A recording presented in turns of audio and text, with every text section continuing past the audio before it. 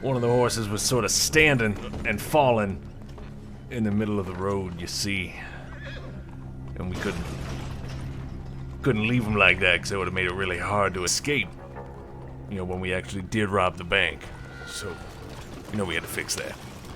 So I climbed back in for a minute, figured I'd, get in, get out, and kind of reset myself, so to speak. And of course, as he always does, my one brother kind of sprinted off ahead, so I had to catch up to the gang. I was expecting you a little later.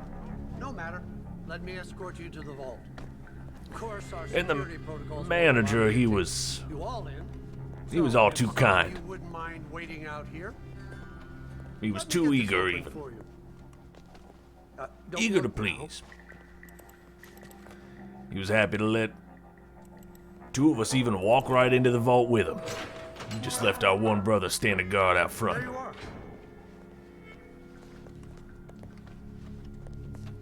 Come in.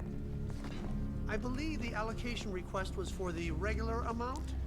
Yeah, the regular amount is what he thought we were there for, but I gave my brother the signal and he took quick work.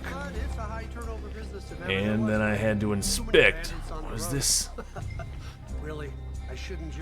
a Fitzgerald Brothers lock and safe? Because if it was, well, that property of Lemoyne was gonna crack right open for me. You see, I'd worked in the Lemoyne Fitzgerald Brothers lock factory, resetting the cantankerous. It was a swing shift, so they didn't really care what we did with our free time, and well, that's how I got so good with them clickings and them clackings. I had to listen close, make sure I didn't overdial.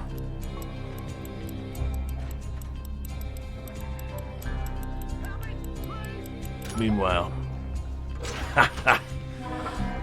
that baby was open.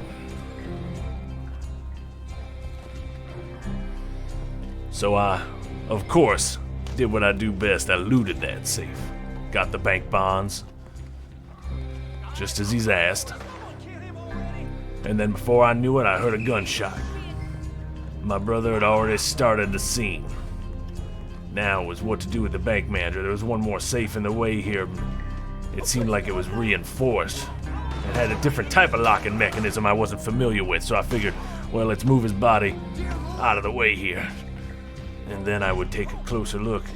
And upon inspection, I realized there was no way I was going to be able to crack this safe, even if I crouched near it. So I did the only logical thing. I figured, well, I'll just whip out a stick of dynamite and maybe toss it in here and just see. The bank manager, we got to do something with him anyways, so worst case, the bank manager's taken care of. Best case, we also get that safe open. So I just let it blast. And sure enough, it did not open that safe. All right then. Well, just gonna move on.